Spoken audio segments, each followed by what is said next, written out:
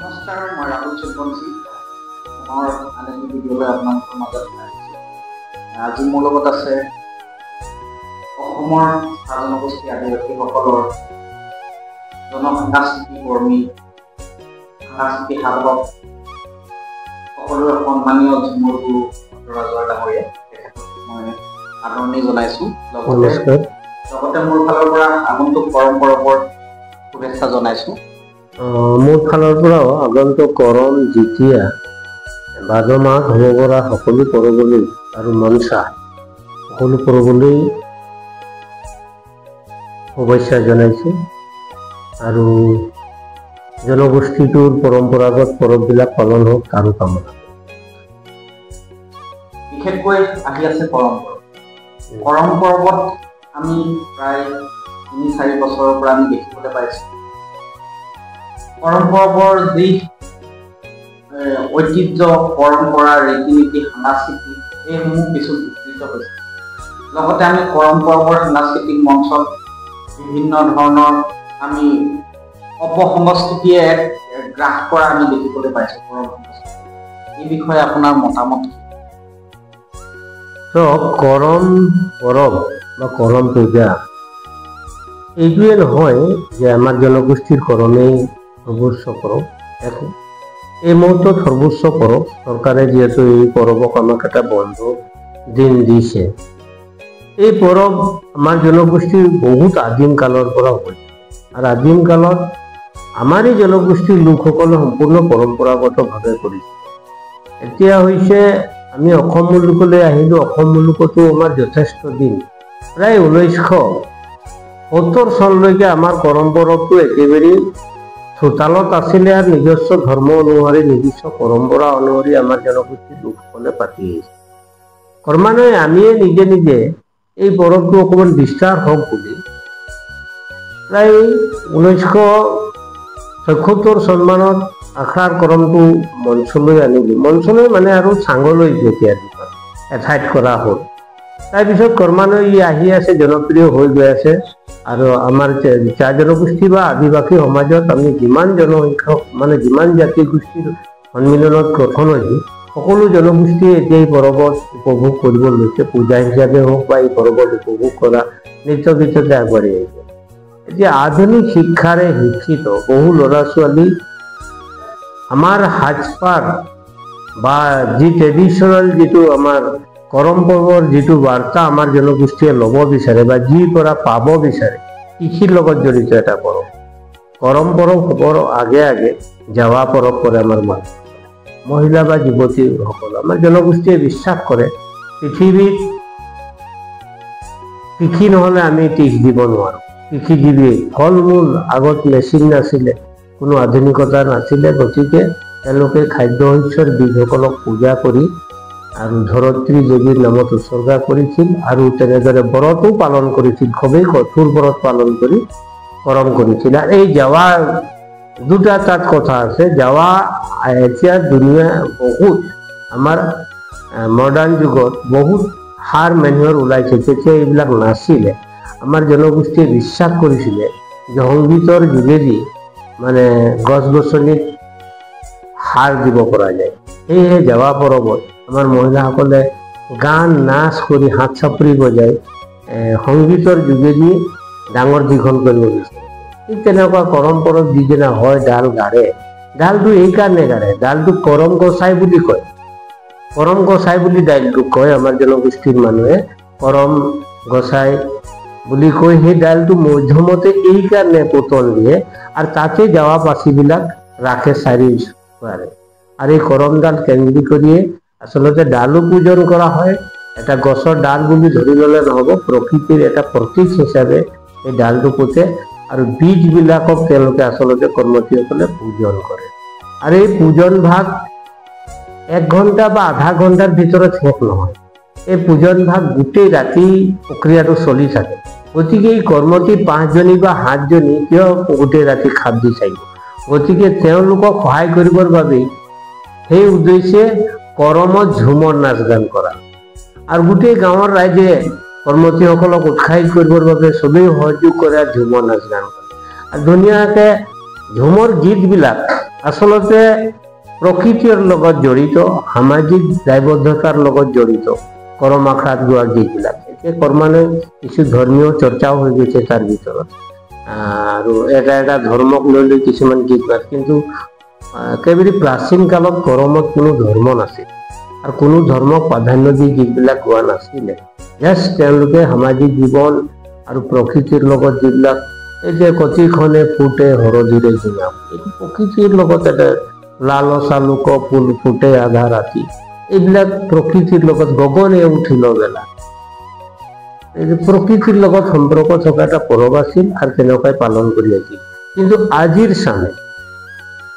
আজিৰ চামে এই পৰম্পৰাটোক অকণমান এৰাই চলি কেৱল ডাল পুতি নাচিব বিচাৰে। আমি শুনিব পাইছো যে ঝুমৰ নাচ গান কৰিবলৈ দিনতো কৰম ডাল পুতিব আৰু এই ডালত আমাৰ মানুহবিলাক নিজৰ অন্তৰৰ কথাবিলাক কৈ কৈ গীত মাত কৰে, ঢোল মাদল নাগৰা বজাই, বাঁহী বজাই, তাল বজাই, নিজস্ব পৰম্পৰা।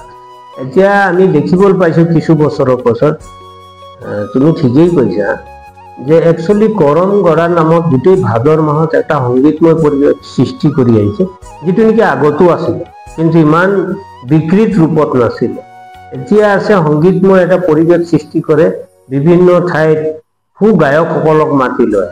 এই কৰম বা ঝুমৰৰ ওপৰত কিমান জ্ঞান আছে, কিমান গীত গাব, কি নাচিব জানিব, এইবিলাক কথাৰ লগত আজিৰ মানুহবিলাকে মানে ইমান দকে নাভাবে। জাষ্ট তেওঁ আহিলে বহুত ফূৰ্তি হ'ব, আনন্দ হ'ব, বহু মানুহ ভিৰ হ'ব তাক চাবলৈ, আৰু আধুনিক বাদ্যযন্ত্ৰও বজাই কৰমবিলাক কৰি আহিছে। যিটো নেকি এইটো চিষ্টেমত যদি গৈ থাকে, ভৱিষ্যতে নতুন পুৰুষসকলে তাৰ পৰাই আকৌ শিকিবলৈ আৰম্ভ কৰিব আৰু নতুনত্ব আৰু বেছি আনিবলৈ চেষ্টা চলাব। আমাৰ মূল হেঁপাহডালেই নাইকিয়া হৈ যাব। মই ভাবোঁ আমাৰ জনগোষ্ঠী আমি যিমানেই শিক্ষা দীক্ষাৰে শিক্ষিত নহওক কিয়, কিন্তু আমাৰ যিটো পৰম্পৰা ষ্টাইল সেইটো আমি ৰাখিলেহে আমাৰ পৰিচয়টো থাকিব। আমি পৰিচয়টো থাকিব যে আমি আচল ইয়াৰ মানুহ। কিন্তু আজি মানে আধুনিক যুগত আমি পঢ়া লিখা কৰি বা অন্যান্য দিশত আমি আগবাঢ়ি আহি আছো। আজি আমি খেতি নকৰিবও পাৰোঁ, আমি ডাঙৰ বিজনেছ হৈ যাব পাৰোঁ, বিজনেছ কৰিব পাৰোঁ, ব্যৱসায় কৰিব পাৰোঁ, চাকৰি কৰিব পাৰোঁ, কিন্তু আমাৰ মূল হেঁপাহ ইয়াৰ পৰা আছে। আমি আচলতে কৃষিৰ লগত জড়িত, প্ৰকৃতিৰ লগত জড়িত হৈয়ে আমি আগবাঢ়ি গৈ আছো, আমাৰ সমাজখনত আগবঢ়াই গৈ আছো। আৰু আধুনিক নামখুমীয়াৰ য'ৰ ত'ৰ পৰা গায়ক লৈ আহে, ইউটিউব চাই অন্যান্যবিলাক গায়কক মাতে, তেওঁলোকক মতাত আমি বেয়া নাপাওঁ, কিন্তু কৰম অনুষ্ঠানত মাতিব না। আপোনালোকে তেওঁলোকৰ গান শুনিব বিচাৰে, বেলেগ ভাদৰ মাহ শেষ হওক, বেলেগ বেলেগ অনুষ্ঠানত মাতক আৰু গান গাওক। ঢোল নবজাই তেতিয়া যদি কিবৰ্ডো বজায় আমাৰ আপত্তি নাই, কিন্তু কৰম আখৰা ঢোল মাদল নাগৰা বাঁহী তাল এইবিলাক পৰম্পৰাগত বস্তুবিলাক আঁতৰাই তাত যদি ৰেচ গীটাৰ লৈ সোমাই যায় আখৰাত, আৰু এটা কথা সাজ পাত, যিবিলাক শিল্পী আহে আমাৰ জনগোষ্ঠীৰে গীত গাবলৈ আহে, কিন্তু আমাৰ জনগোষ্ঠীৰ সাজ পাৰটো পিন্ধিব নিবিচাৰে, এটা এক্সট্ৰা বাহাৰ দেখুৱাব বিচাৰে। তেওঁ গৰম দিনতো কোট চুট পিন্ধি আহে, এনেকুৱা এটা পৰিৱেশ হৈ যায়। আৰু আমাৰ যিটো ধৰ্মীয় স্থান তাত আমাৰ কৰ্মঠীসকলে চেণ্ডেল পিন্ধি নাযায়, চেণ্ডেলৰ পৰিৱৰ্তে আলতা লগাই যায় ভৰিত, যাতে ভৰিত কিবা বেমাৰ আজাৰ মোৰ ভৰিত লাগি নাহে, সেইকাৰণে আলতাটো লগায়। আৰু তেওঁলোকে জোতা পিন্ধি যায়, ক'ৰ দুনিয়াত ক'ৰ পৰা ঘূৰি আহে আৰু জোতা পিন্ধি নাচিব বিচাৰে, আৰু যদি নিদিয়ে তাতে বেয়া পায়। এইবিলাক আমাৰ জনগোষ্ঠীৰ সচেতন নহ'লে ভাবিবৰ হ'ল। আৰু আমাৰ অটুট যিটো কৰম সেইটো অটুটভাৱে আমি আৰু চলাই, আমাৰ জনগোষ্ঠীৰ পূৰ্বজসকলে 200 বছৰে অসমত চলাই আহিলে। কৰমটো অসমত এতিয়া 200 বছৰ হৈ গ'ল যিহেতু আমি অসমীয়া এটা লোক উৎসৱত আমি যোগদান আগবঢ়াইছোঁ, কিন্তু আদিম কালত চুটনাগপুৰ অঞ্চলত মালভূম অঞ্চলৰ পৰা আহিছে আমাৰ জনগোষ্ঠীৰ লোকসকল ইফালে আছিলে। তেতিয়াৰ পৰা ইয়াত আহি আমি ইয়াত এটা সাংস্কৃতিক অৱদান অসমবাসীলৈ আগবঢ়াইছোঁ, আৰু সেইটো বিকৃত ৰূপ লৈ যোৱাত মই কেৱল আমাৰ জনগোষ্ঠীৰে নহয় আন আন জনগোষ্ঠীকো আমি কওঁ যে আমাৰ সংস্কৃতিটো আপোনালোকে বিকৃত নকৰিব। আমি দেখিবলৈ পাইছোঁ কৰম যিহেতু আমাৰ জাতীয় উৎসৱ, এটা জনজাতীয়, তাৰ লগতে জনজাতীয় বৈশিষ্ট্য। বৰ্তমান সময়ত এটা চৰ্চিত বিষয় হিন্দু জনজাতীয় খ্ৰীষ্টান জনজাতীয়, হয় হয় ইয়াৰ লগতে আমি বিভিন্ন সময়ত দেখিবলৈ পাওঁ পৰম আখৰাত উগ্ৰ হিন্দুত্ববাদৰো আগ্ৰাসন আৰু কিছুমান ঠাইত দেখিবলৈ পাওঁ আমি গীৰ্জাঘৰত ক্ৰুচ লগায়ো ঝুমৰ নৃত্য কৰা গতিকে ইয়াৰ লগতে আমাৰ এক প্ৰকাৰৰ জনজাতীয় বৈশিষ্ট্যসমূহৰ লগতে পৰমৰ ঐতিহ্য পৰম্পৰা ধ্বংস হোৱা নাই হৈছে মই এই বিষয়ত ভাল প্ৰশ্ন এইটো আমি অতিপাত হিন্দুও হ'ব নোৱাৰোঁ আমি এটা নিজৰ ধৰ্মত আমি আমাক পূৰ্বৰ পৰা ভাৰতীয় সংবিধানত আমাৰ ধৰ্মটো স্বীকৃতি নাই কিন্তু আমাৰ জনগোষ্ঠীসকল আমি এটা ধৰ্ম কৰি আছো কোনোবা সাৰনা কৈছে কোনোবা প্ৰকৃতি দেৱী যি নহওক আমাৰ নিজৰ স্বধৰ্মৰে আমি আগবাঢ়ি গৈ আছো ইয়াক হিন্দুৰ বৈদিক শাস্ত্ৰৰ আমাৰ ধৰ্মত কোনো কাম নাই কৰমত বৈদিক শাস্ত্ৰৰ কোনো কাম নাই আমাৰ জনগোষ্ঠীৰে কোনোবা বুঢ়া বা কোনো বুঢ়ী কৰ্মঠীসকলক কৰম কাহিনীটো কৈ আৰু পূজা ভাগ আগবঢ়ায় আৰু কৰম পূজাত কোনো প্ৰকাৰে ফল মূল বা মিঠাই পৰ্যন্ত আগবঢ়োৱা নহয় কেৱল আগবঢ়ায় আমাৰ জনগোষ্ঠীৰ সৃষ্টি ৰুটি পিঠা আৰু ফুল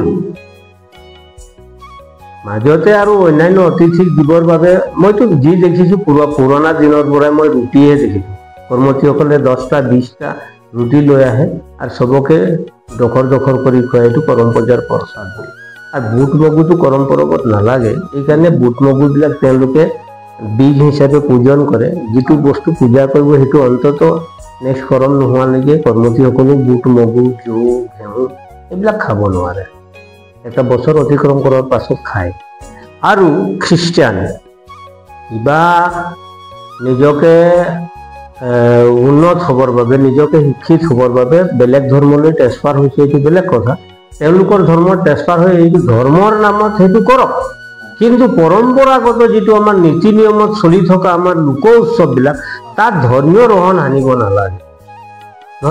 আনিব নালাগে কাৰণ ডাল পূজা যাৱা পূজা তাত আপোনালোকে খ্ৰীষ্টান হ'ল বুলি তাত আৰু যিখুৰ ক্ৰছটো যদি গাড়িব আৰু আপোনালোকে কোনোবা হিন্দু হ'ল বুলি যদি পণ্ডিত আনি কিবা পূজা ভাগ আগবঢ়াব বিচাৰে এইটোতো ঠিক নহয় আমাৰ পৰম্পৰাটোতো নাইকিয়া হৈ যাব আৰু আমি ট্ৰাইবেল বিচাৰি আছো অনুসূচিত জাতি বা জনজাতি বিচাৰি আছো কিন্তু আমি ক্ৰাইটেৰিয়াটো নিজে ধ্বংস কৰি আৰু কোনোবাই আমাক কৰাবলৈ আৰম্ভ কৰি আছে আৰু আমি নুবুজি নিজৰ ক্ৰাইটেৰিয়া আমি নিজে ধ্বংস কৰিছো এতিয়া ভাষাটোৰ ক্ষেত্ৰত আমি লিখিত ভাষা যিমান এতিয়াও কৰা নাই কিন্তু আমাৰ ভাষাটো জীয়াই থাকিলে আমাৰ গানবিলাক জীয়াই থাকে আমাৰ শব্দবিলাক যদি আমিয়ে নকওঁ এতিয়াই আমি সাক্ষাৎকাৰ দিছোঁ এটা অসমৰ সৰ্বজনীন ভাষা অসমীয়াত আমি গৈ আছোঁ যিহেতু সকলোৱে বুজি পাব কিন্তু গীতবিলাকতো আমি অসমীয়াত গাব নোৱাৰোঁ ছাদি গীতো অসমীয়াত গাব নোৱাৰোঁ অসমীয়া ভাষাৰ বিয়া গীত আছে সেইটো বেলেগ কথা কিন্তু আমাৰ জনগোষ্ঠীটো যে ছেপাৰেট আমি চহৰাই গীত গাব নোৱাৰোঁ উড়িষ্যা লেংগুৱেজত যিবিলাক গীত আছে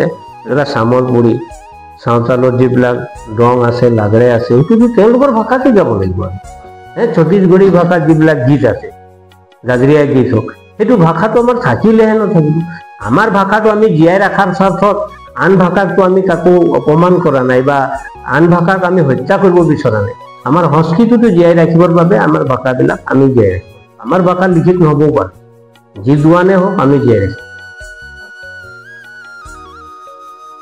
ইয়াৰ লগতে বৰ্তমান এটা চৰ্চা বিষয় আমি যিহেতু জনজাতিৰ কথা পাতিছোঁ চৰ্চিত বিষয়টো হ'ল আমি আদিবাসী চাহ জনগোষ্ঠীৰ লোকসকল 36টা যি জনজাতি আৰু ইয়াৰ লগতে অনুসূচিত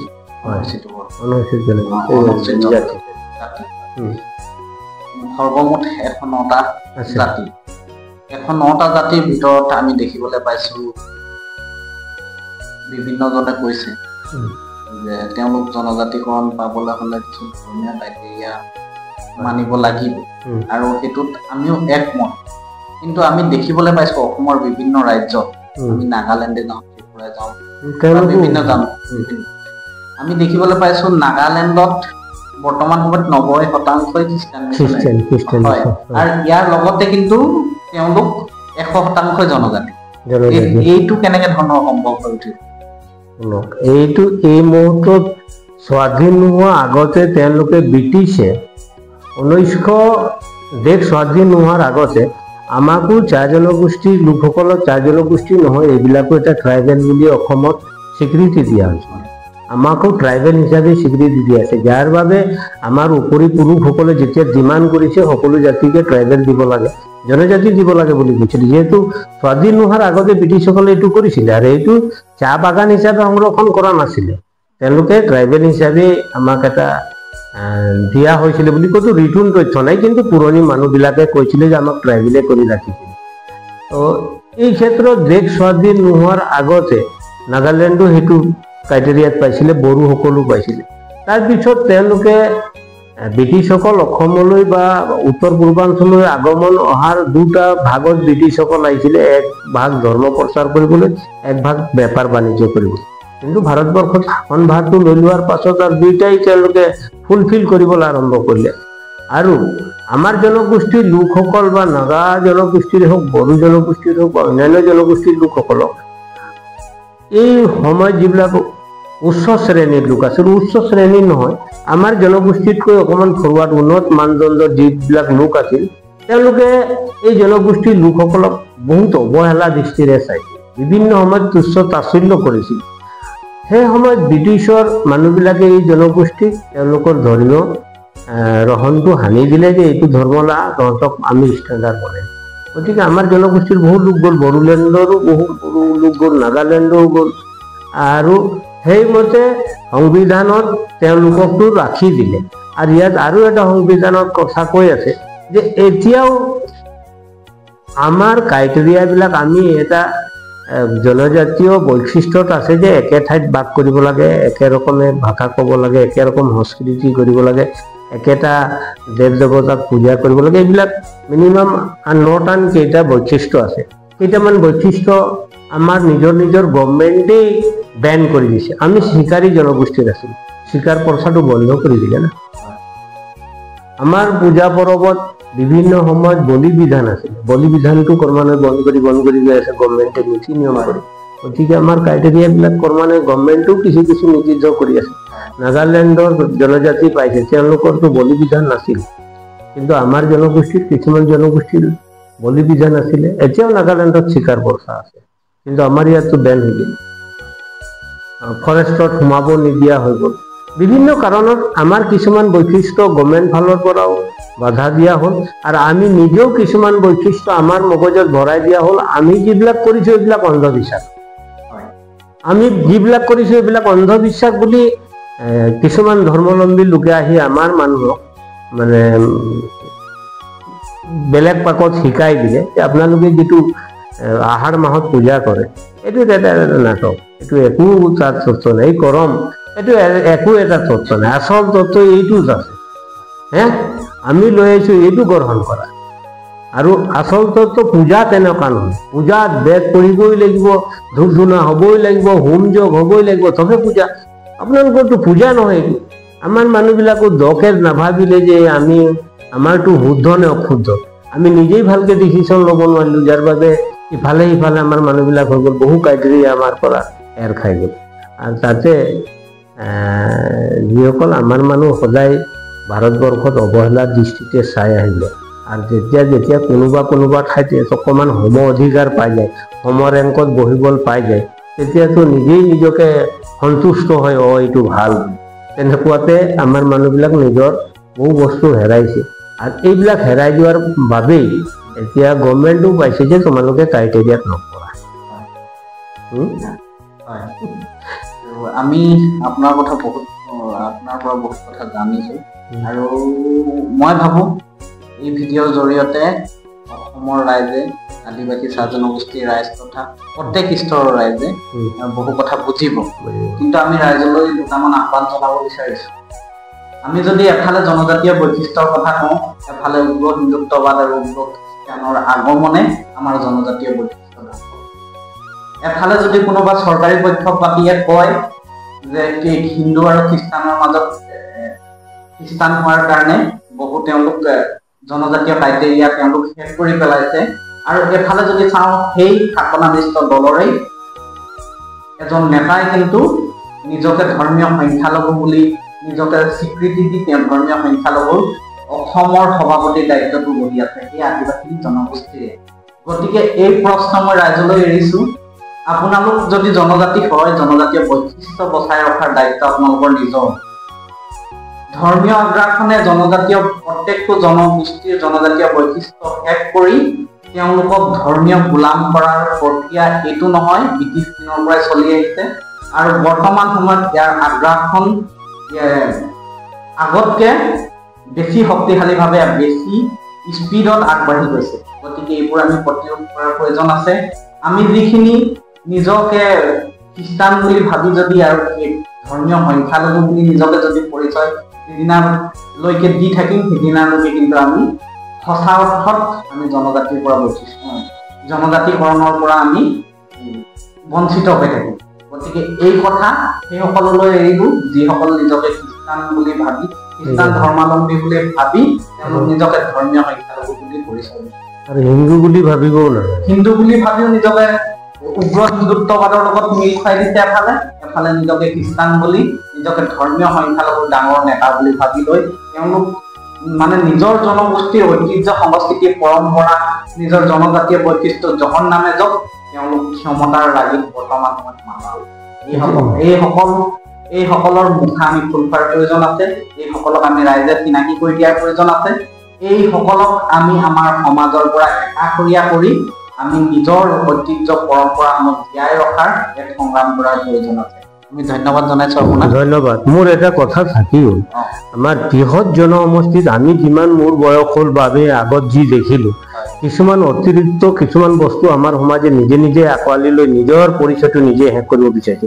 এই মুহূৰ্তত আমি জনাত আমাৰ জনগোষ্ঠী শিৱ পূজা, বহু প্ৰাচীন কালৰ শিৱ আমাৰে দেউতা, আমি শিৱ পূজা কৰো। কিন্তু আমাৰ জনগোষ্ঠীৰ মানুহবিলাকে এতিয়া নতুনকে এটা ব্যৱস্থালৈ সোমাই আহিছে বল, যিটো আগত নাছিলে।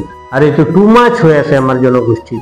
এইটো আমাৰ নিজৰ বৈশিষ্ট্য হেৰুৱাৰ এইটো এটা কাৰণ। আৰু আগত আমাৰ পূজা ভাগতে হওক, মৃতকৰ শ্ৰাদ্ধতে হওক, বিয়া সভাতে হওক, আমি নিজস্ব পৰম্পৰাৰে গোটেই অনুষ্ঠানবিলাক কৰিছিলোঁ। এতিয়া এই দুয়োটাই ধৰ্ম ইফালে ইফালে টানি আমাৰ মানুহবিলাকৰ নিজা ধৰ্মটোৰ পৰা আঁতৰাই লৈ আহিছে। এনেকুৱা এটা ধাৰণা দিছে যে পুৰোহিত নহলে হোম নকৰিলে বিয়াই সম্ভৱ নহয়। আৰু সিফালৰ যদি ধৰা হৈছে যে যদি চাৰ্জত নাযায়, এগ্ৰিমেণ্ট নকৰে, তাতো বিয়া সম্ভৱ নহয়। কিন্তু আদিম কালততো তেনেকৈ বিয়া সম্ভৱ হৈছিলে। এতিয়া নতুন নতুন ধাৰা এটা সোমাই আমাৰ জনগোষ্ঠীৰ লোকসকল এনেই সহজ সৰল যি মন গৈছে তাকে পঢ়াই আছে আৰু তেনেকুৱাই পাৰ্টকৈ ভাগ কৰি আছে। এইটো আমাৰ জনগোষ্ঠীৰ লোকসকলে নিজেই বোধগম্য হ'ব লাগে যে আমি ক'ত থাকিলে আমাৰ সঁচা অধিকাৰটো আমি পাম। আৰু এইবোৰ আমি যিমান দেখিবলৈ পাইছো তাৰ সমপৰ্যায়ত বিবাহ বিচ্ছেদৰো সিমানে উদাহৰণ দেখিবলৈ পাইছো।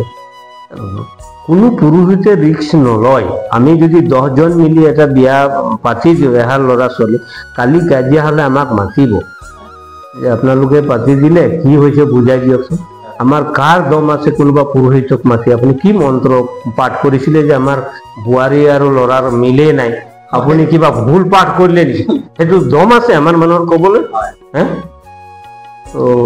সদায় নিজৰ ভিতৰতে সকলোবিলাক সমাপন কৰাটোৱে মই কামনা কৰোঁ। আমাৰ যিটো পৰম্পৰা এতিয়াও আমাৰ মাজত সময় আছে, সংশোধন কৰিব পাৰিম, কিন্তু আৰু অলপ পৰ পাৰ হ'লে কিন্তু আমি একদম সীমা অতিক্ৰম হৈ যাব। গতিকে আৰু আমি নিশেষ হৈ যাম, নিশেষ হৈ যাম।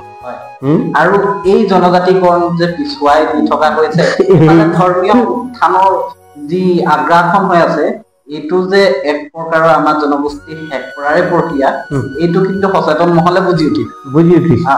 আৰু আমি জনজাতিকৰণ নাপাম, আৰু জনজাতিকৰণ এই কাৰণেই নাপাম, তেওঁলোক এটা পৰ্যায়ত যে আমাৰ জনজাতীয় বৈশিষ্ট্য যিদিনাই শেষ কৰিব, সিদিনাই তেওঁলোক ক'ব আপোনালোক জনজাতীয় বৈশিষ্ট্যসমূহ আমাক ছাবমিট কৰক, আমি আপোনালোকক জনজাতিকৰণ দিম। গতিকে এইটো ডাঙৰ মানে কাহিনী। আৰু এটা আছে, মাৰ্গেৰেশ্যন হৈ যোৱা জাতি ইফালৰ পৰা নিজা স্থান হেৰালে মান হেৰাই বুলি অসমীয়াত এটা কথা আছে, বিধানত আছে বুলি কোৱা হৈছে। মই ভাৰতীয় সংবিধান পঢ়া নাই। যদি বড়োলেণ্ডত এজন বড়ো ST হয়, ই আহি আহোমলেণ্ডত ST নাপায়, এইবিলাক কথা আছে। তো বহু আগতে ময়ো চাৰজন জাতিৰ ছাত্ৰ সন্থা কৰিছিলোঁ, তেতিয়া অসম চৰকাৰৰ লগত আলোচনাত এটা কথা প্ৰকাশ পাইছিলে যে ঝাৰখণ্ডত যিসকল জনজাতি পাই আছে অসমত নাপাব পাৰে। আমাৰ সৰু মানুহৰ আমাৰ মনৰ ভাৱ ঝাৰখণ্ডৰ আলুটো আমি কি অসমত বিহাৰ কমি আলু য'তে হওক ঝাৰখণ্ডত যেতিয়া পাইছে তো আমাৰ ইয়াতো পাব লাগে কিন্তু যেতিয়া এইটো যিমান আমাৰ সক্ৰিয় হৈ আছে তেতিয়া আৰু তেওঁলোকে বাহিৰ ফালৰ পৰা বিভিন্ন প্ৰক্ৰিয়াৰে আমাৰ দাবীটো যে কিছু মানে ঢিলা হওক সেই প্ৰক্ৰিয়াটো আৰম্ভ কৰিছে ইতিমধ্যে আমি ঢিলা হৈ গৈ আছো বৰ্তমান সময়ত জনজাতিকৰণ এক ৰাজনৈতিক ইছ্যু একো গতিকে ধন্যবাদ জনাইছো আপোনাক আমি আৰু ভৱিষ্যত দিনত কথা পাতি যাম আমি ৰাইজক বৰ্তমান সময়ত প্ৰাসংগিক কথাবোৰ জনাই যোৱাৰ প্ৰয়োজন ভাল পালো তুমি অহাৰ